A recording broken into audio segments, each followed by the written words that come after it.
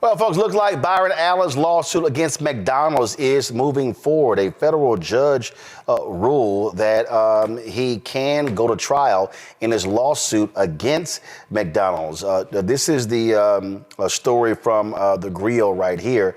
Federal judge rules Byron Allen's $10 billion lawsuit against McDonald's for racial discrimination will go to trial. According to the federal judge, he ruled that there was enough evidence, there was sufficient evidence for the suit against McDonald's by his media companies under Section 1981 of the Civil Rights Act of 1866 to go to trial. It says the lawsuit alleges that the fast food chain blocked Allen and his media properties, including his TV networks and streaming assets, from McDonald's General Market Ad Agency, responsible for dispersing the vast majority of McDonald's massive ad budget. According to court filings, McDonald's spends hundreds of millions of dollars each year to advertise its products in national media. Instead, the lawsuit claims Allen and his companies were relegated to McDonald's black-only ad agency, which has a significantly smaller budget. The racial discrimination suit argues despite annual pleas for the Allen media companies to be included in McDonald's general ad market, they remain in its black-only market because Allen is black, which Allen's parent company, Entertainment Studios, described as blatant and pernicious discrimination. In his 25-page ruling, the judge denied McDonald's motion for summary judgment in his favor and said the case will proceed in a court trial that could see Allen succeed in a groundbreaking racial discrimination suit. The reality is this here, Larry. What we are seeing a significant number of companies that are pulling back on their DEI efforts. We are seeing them pulling back on investments in black-owned media. I got no problem saying it. McDonald's advertised with us last year. We thought there was going to be it was supposed to be a multi-year deal. It came back, was like, oh, no, only 1 year. That was it, and nothing this year. And the reality is, when you look at a lot of these other different companies, same thing.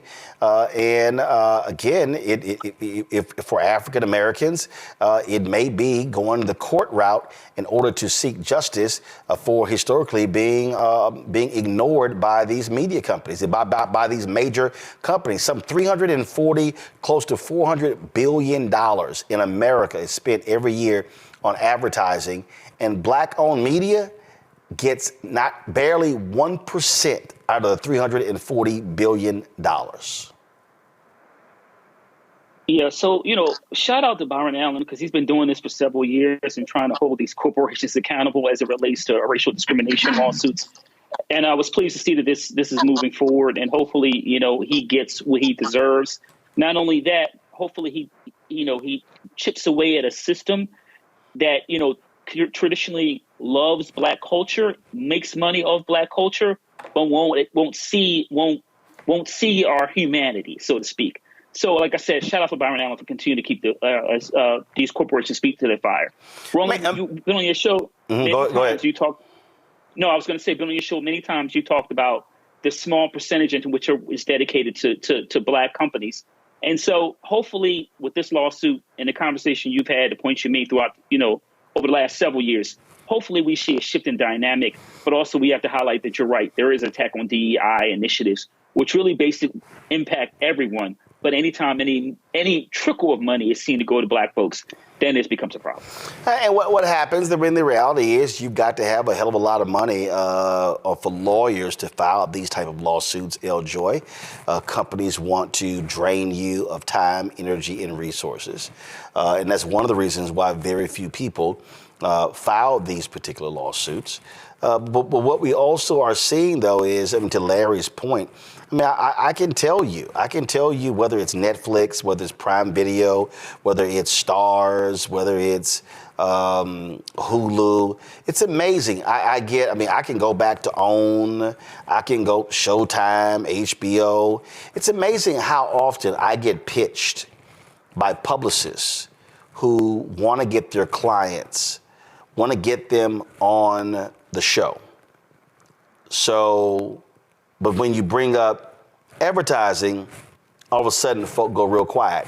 And I always say, wait a minute, hold up. So if my audience is good enough to talk to with your talent, why are we not good enough for you to spend advertising dollars. And it's because when it comes to black-owned media, a lot of these companies, they want to, it's called earned media. They want to do us for free, but they don't want to pay any advertising. And guess what? You don't have a media business if you can't get advertising dollars. They're then artists working hard to promote their own things because they're not putting the marketing budget and the ad budget behind them in order to market them as stars. And one of the things that I appreciate about Byron's strategy here, right, is that it's one highlighting that a lot of these companies have what we know and what we call as black money, right? Or the equity money. And quite often it is organizations, and this is not only for large corporations, but, I would say the same thing about donors, right? They have that small pot that they have allocated. This is going for our black stuff. Our black outreach, our engagement, our advertising, because political campaigns do it as well. Mm-hmm. And then when it comes to the overall budget, which is much, much larger, right? And that's what I think sort of Byron is knocking here. He's like, wait, I didn't ask to be like a part of the black money. This is in advertising overall and in general. Right, that we should be able to compete here. And this is what I'm, looking forward to us challenging in this space where we see a lot of companies rolling back these programs and ending this. Let's challenge that. No, don't just put me in this black money space or in this urban space or here. Like you spend, 1.2, or whatever the amount is in advertising overall, right? And so overall, we should be included in that larger number, not this piecemeal number where you then have entities competing with each other for that small pot of money rather than sort of the larger pot in your overall budget. And that's why I've always encouraged clients and others to look at what is the overall advertising budget? What is the overall, foundation budget and who they're giving to, not just their black stuff or their urban stuff where the issues are. What is it overall? And being able to chip away at that and change people's mindset of, we just don't want the piece of it over here that you bit off. You know how like your mom, you used to ask your friend or your sister for a piece of something and she bite a little piece off and it's like, you can have a bite of this. No, we want the whole thing. We want to be able to compete on the playing field in that way. Well, here's one of the things that, to Iljoy's point, Mustafa, what the companies, I call those community affairs dollars. I remember when I was managing editor of the Dallas Weekly, and I remember Jim Washington, he passed away earlier this year. He's always say, Mr. Barnett, why are you always trying to put my competitors out of business? I said, Jim, I'm not trying to put these other black papers out of business. I said, but the reality is this marketplace, Dallas, cannot sustain 7 black newspapers. I said, I'm sorry, it's not enough people here, okay? I said, and Jim, we can't charge our actual ad rates. And I long said to a lot of these black publishers, you're owning a very, very, very small paper. Why don't y'all actually create one mega black newspaper? And now you're able to go into a company and say, yes, you're going to pay me $12,000 or $15,000 for the full page ad. I said, Jim, instead what happens is they're going to give you $2,500. You're going to give them a $1,500. You're going to give the Dallas Post Tribune, you're going to give them $2,500. You're going to give the Dallas Examiner $1,000. I said, you're getting community relation dollars. I said, you're never talking to the ad agency. And it happens now. I don't have any problem saying it because we ain't got shit from them. I mean, listen, all we've gotten is the runaround and nothing but meetings from Group M. They control upwards of $100 billion. Dentsu, $60 billion. Publicis, oh my God. We got the runaround. We've gotten the runaround from them for 4 years. Horizon. I can just go on and on and on. These ad agencies that these companies employ to do their work, and all we get is the runaround. This happens over and over and over. And so these lawsuits are about saying to the companies, okay, can you actually explain to us the logic behind a lot of the decisions that you make?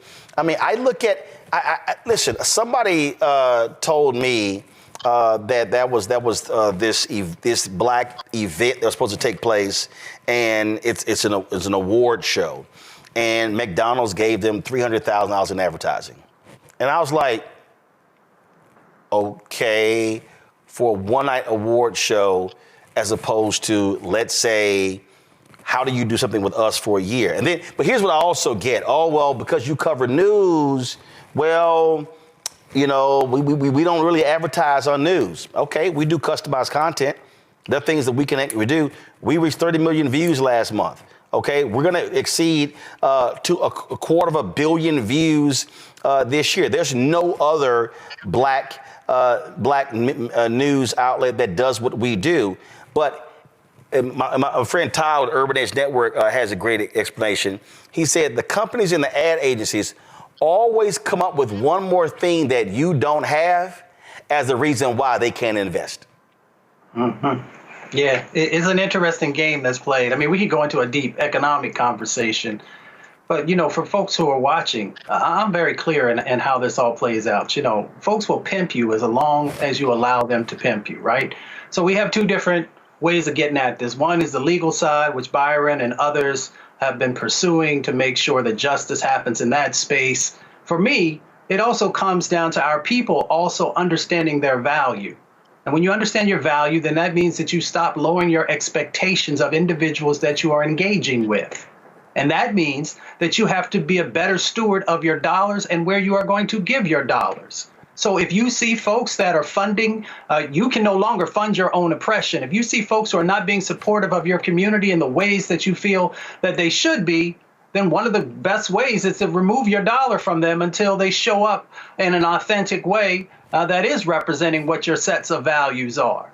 And we also have to make sure that we are also supporting those who are out there who are fighting for us. So if you've got a Black Star Network, one, we should be also making sure that we are funding the Black Star Network, but we should also make sure that individuals understand these entities, these corporate entities, that there's a set of expectations of them and that we will remove our dollars, that the McRib is not enough to sell out our liberation. And until we change our mindset, then we're going to have a difficult time in being able to not only just get their respect, because getting someone's respect is difficult when they do not see you as human, when they don't see your communities as valuable. The only thing that they see of value is the dollars that you freely give, but that we are going to hold them accountable. So we have some responsibility also in this space in making sure that these changes actually happen. Now, we saw the power that, you know, just a few folks on social media had to be able to threaten companies, and we saw how quickly they began to fold. Now, they wanted to fold anyway, but this was sort of the, you know, what broke the camel's back, if you want to label it with that way. But again, we have power. I keep telling folks, you have power. You have so much power that you don't even realize that you have, but we just give it away. And this is just another example of us not holding people accountable and utilizing our power in a way that is transformational for our communities, because we get to address the wealth gap, but we also get to make sure that we are supporting those who are creating content that makes sure it tells the true story of who we are, not only for this country, but across the planet. Well, the thing here is that this really requires, L-Joy, a reprogramming of black people. I can't, it's amazing to me. I can't tell you how many times I have posted about this subject. I have posted on all social media platforms. I've talked about it on this show. And does it get the number of clicks as some bullshit? Nope. Like, for instance, if I wanted to, I could. It was very interesting. Somebody asked me, and they said, why aren't you doing something on the Diddy trial every day? I was like, one, ain't nothing happening every day. Two, I got other stuff that I cover. And when I raise this stuff, I'm literally talking about billions of dollars. Billions of dollars. I'm not talking about who the hell is somebody sleeping with, who had a baby, who got divorced, who got married, who was on the beach with whom, all that sort of stuff that's here. It's billions of dollars. And when Mustafa talked about that stuff not going to happen until black folks get serious about the money and realize how we're getting screwed out of the money. You can talk reparations all you want to. I'm talking about dollars right now. The federal government spends $1 billion on advertising. Black-owned media gets less than 1%. 4 Democratic firms, $600 million passed through those companies on the Kamala Harris campaign. Okay? One of them was created in 2023. One was created in 2021.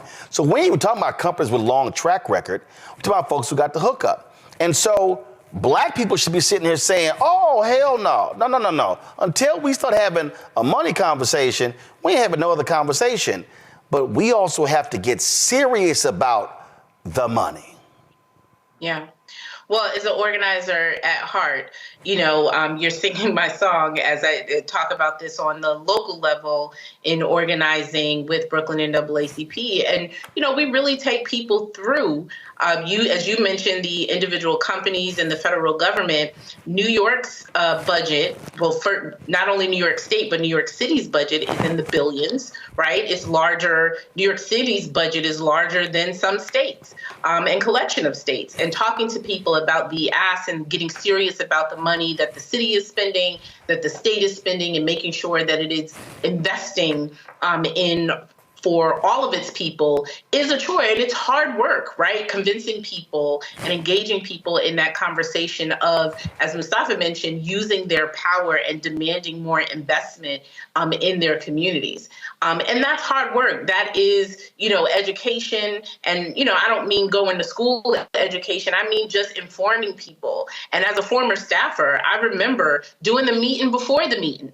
Right. I remember going to my people. I'd be like, they're going to tell you they only got 10 million. But what they ain't going to tell you is about this other pot of money over here. That's 82 million. So, ask for this amount because this is what's here. So giving people that information. And so it's going to take, one, educating people as you continue to do here of what is at stake, what is possible. And also, as Mustafa mentioned, continuing to empower people to use their power to demand more, and then pulling back their support and their resources. And that's the thing that, is harder to do, right? Because people want to see an immediate reaction. They want to do the, as you see pop up on social media all the time, people's like, we need to do a protest. And it's like, you have no infrastructure to support a protest. You have no infrastructure to support an economic boycott because you're not even taking on the education and the empowerment that people are giving you. We can do it because we have the power, but it requires the sacrifice. It requires the investment in the entities that exist and can exist. It requires you to say, I hate watch these social media, these news entities. I don't like them. I want something different. So it requires you to make that sacrifice and turn it off and bring your eyeballs and your dollars and your investments into the spaces that you want to see. And that's not only for, the Black community. I think that it is American commercialism overall, right? Where we have been conditioned that, you don't have power. That's the reason why I talk about civics away. Even the conversation about civics is turned into volunteerism. They've taken the power out of civics as if you can't control or have a voice in budgets. You can't have a voice and have control in terms of legislation and policy. They've taken the power out of it. And so, as Mustafa mentions, continuing to remind people of that power, then educating them with where, who the decision maker is, where the money is, how much is available there, and then with the demand, we can continue the work that you do and that all of us do to make sure that people are getting their fair share. And the thing here is, Larry, is getting people to understand. People are like, oh yeah, but it was even hilarious when all these fools were talking about, well, yeah, you got $350,000 from the Kamala campaign, and I'm like, you do know there are 15 people who are employed. You do know those people have families, so you do know when they get paid for working every single day, and then you're paying for equipment, you're paying for travel, and you're doing these things. Guess what? So it's not like only one person is benefiting. And so for me, when I'm arguing for African Americans to get legal contracts from Fortune 500 companies, I'm not a lawyer. That's not benefiting Roland personally, but I also know that there's a benefit when you have black law firms and black accounting firms and black engineering firms and black PR firms and black event planning firms, black transportation companies, black catering companies. And so it can't just be all about, well, you as an, well, I'm not seeing any of it when it's a collective thing. When I am able to sit here and take what I earn, and then when I get to the end of the year, okay, what's gonna be my tax liability? Oh, I can make, so we're gonna make this $25,000 gift to this school or for this scholarship fund. That's benefiting somebody else. That's how those things are done. And so I think for a lot of people, it's understanding that if you want to talk about how do you move a community forward, if you ain't having a money conversation, you're having the wrong conversation. You know, Roland, it's interesting the point you make, and I see some of these folks come after you on social media over some nonsense. So I think let's talk about some principles. In a few weeks, we're going to have Kwanzaa. One of the tenets of Kwanzaa, Nugo Saga, focuses on shared economic, investment. I also made the point earlier about Pan-Africanism. We have, as a community, and in terms of where we are and the challenges we are going to encounter in the next couple of years, you're right. We are going to have to make sure we have politically, economically, socially, we're all on the same page to further the Black economic agenda. And the only way to do that is to put a lot of this nonsense aside and understand we're in a fight for our lives.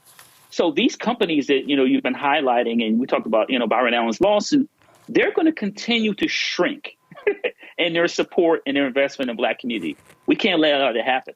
And I know Joy, I know her work with NAACP and various other entities knows this in terms of community organizing and making sure the corporations or local and state federal government is held accountable.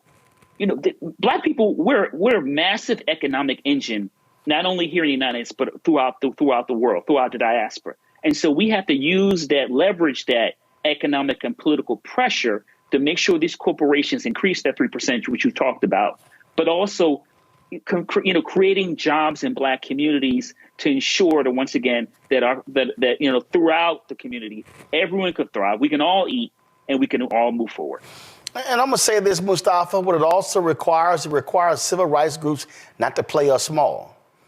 Okay, it requires, and I'm very clear. If a company decides that we're going to make $1 million donation or $5 million donation to the Urban League or the NAACP, okay, that's great, but that don't replace contracts to Black-owned businesses. That doesn't, because see, again, when Eljoy talked about what's the total pie. So if MasterCard, if Bank of America, if Walmart, if Amazon, if those companies are sponsoring luncheons or initiatives with these various civil rights groups, that's fine. But they also are spending 1, 2, 300, 400, 500 million, $1 billion, several $1 billion. Amazon's marketing budget alone is $20 billion. Mm-hmm. Okay? Pepsi, $3 billion. You look at McDonald's advertising, we're only talking advertising budget. We're not talking other budgets, advertising budgets. The professional services, again, outside law firms, outside accounting firms, we're talking millions of dollars. Black people being frozen out.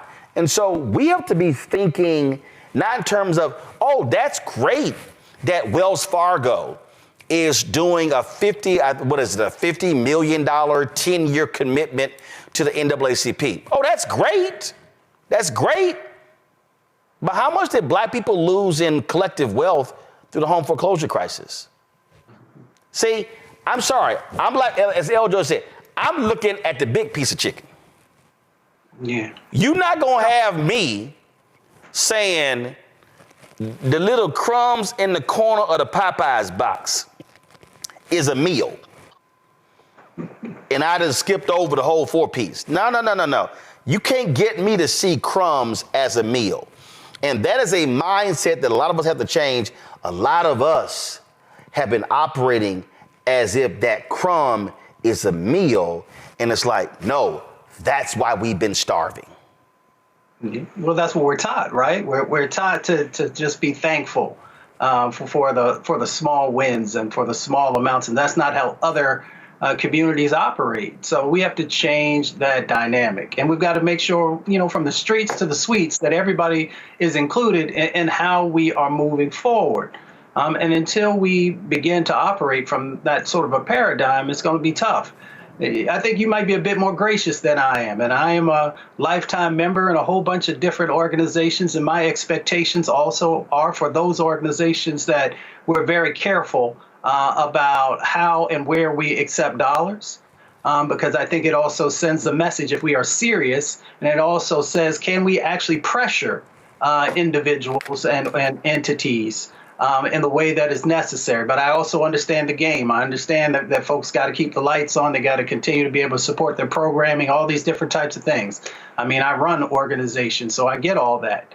But we also got to just be mindful of if we're going to be authentic in the space and in how we operate. So, in this moment, we've got to raise our expectations, hold people accountable, hold ourselves accountable, and really make sure that we are looking at the much bigger sets of opportunities out there. James Baldwin said, if I love you, I have to make you conscious of the things you don't see. We've got a whole bunch of folks inside of our community who just don't understand that when you pull the curtain back from the wizard, what's really going on. And that's why, whether it's the Black Star Network or other, other trusted sources, that we educate and motivate, but then we got to activate folks to be able to move forward. Well, and that's why when I tell people, I said the difference between what we're able to do and a CNN, an ABC, and Fox, they're getting billions of dollars a year. They're getting the big advertising contracts. That's why they can send 16, 20, 30, 50, 100 people on major stories. Let's just be real honest, okay? And I got no problem saying this because it's a fact. Black news is almost comatose. If you look at, in my office, I have a mural, and y'all should have it in the control room. It's paying homage to Black-owned media. Okay, it says hashtag Black-owned media matters. And it has all of these different magazine covers. It has all of these different things. And so you see it, and all of a sudden you're like, okay, man, that's, people come in my office and they go, wow, that's awesome. That's amazing. But here's the problem. Every single one of those outlets actually covered news. They actually covered news. You see right there, The Crisis, that's NAACP, Negro Digest, Emerge, Ebony, Jet. You see Essence, Black Enterprise, Savoy Magazine. You see BET, used to have a number of different shows. Of course, TV One had My Sunday Show, had News One Now. They have no news right now. You see Black Enterprise. Here's a fact. You see Essence. Here's a fact. Black Enterprise today is an event company. They do conferences. They don't actually cover a lot of Black business. It's just a fact. Essence, pretty much, it's hair and beauty. Ebony is essentially an Instagram page and an Ebony 100 gala. That's just a fact. Blavity doesn't, they aggregate a lot of their content. News One, aggregate a lot of their content. TV One, as I said, they've got no shows. BET has a monthly 1-hour magazine show. BET got $10 million from the Kamala Harris campaign. What did they actually cover? They had a D.L. Hughley Men's Summit show. They did a show with Jasmine Crockett, Joyce Beatty, Maxine Waters, 3 members of Congress. They had a Biden interview. That's 3 shows in the course of a year. Maybe they did some stuff on digital. If I look at I mean, you could say black radio, you ain't got much news. Yeah, you got American Urban Radio Network. But what I'm saying is, if it ain't sports and entertainment, it ain't getting covered. And then all these people who yell, oh, we knew black media. They ain't covering shit. They sit their ass at home talking about what everybody else is doing. When we go out there to cover stuff, we're the only black-owned outlet that's there. Now, if we go to some city, you might see some local media. For the most part, y'all, we ain't seeing black-owned media out there. And I keep telling people, you're gonna rue the day where you're gonna ask somebody, and I'm gonna throw this out there, and people think I'm joking. And y'all see Elon Musk out there joking around about buying MSNBC. Let me explain something to y'all. Comcast is spinning off a number of their cable networks into a separate company. And MSNBC and some of the cable networks. Let me tell you what happens when you're a publicly traded company. Somebody can come in and let's say your stock is $15 a share. Elon Musk can come in there and say, yeah, we're gonna buy you for $40 a share. Let me tell you in America, Brian Roberts at Comcast, he turned that money down. Just like Jack Dorsey didn't turn that Twitter money down. And we see what happened there. So black people watch MSNBC more than any other cable network. Oh, don't be shocked.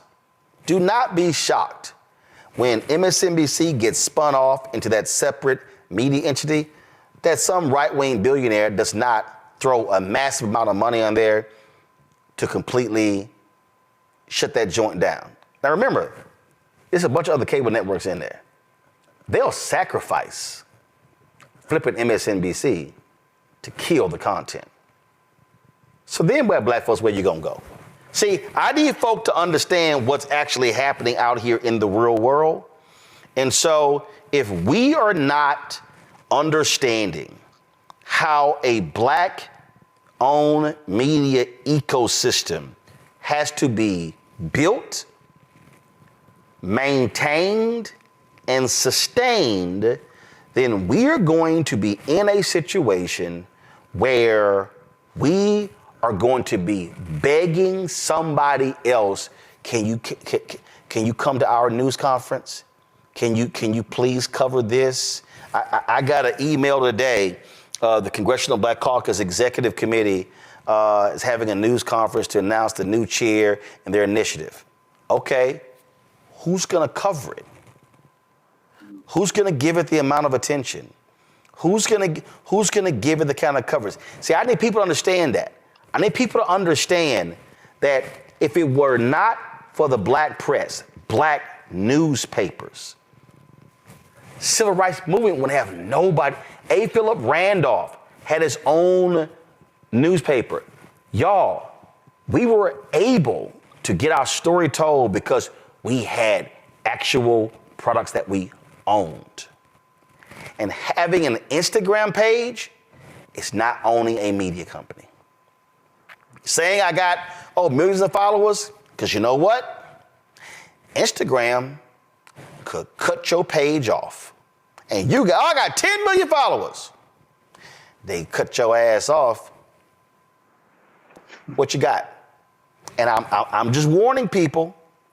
I'm warning people to understand what is going on. It is sitting before us. If they freeze you out of the money, you are going to suffocate.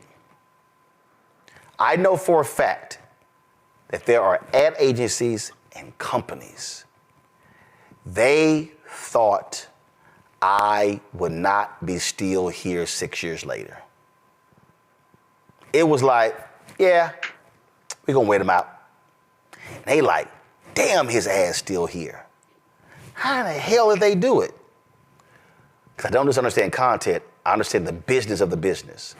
But I am warning our people, if we allow ourselves to get played and we are so fixated on a white gaze and white validation and white media, we're going to look up and you're going to see no black-owned media infrastructure.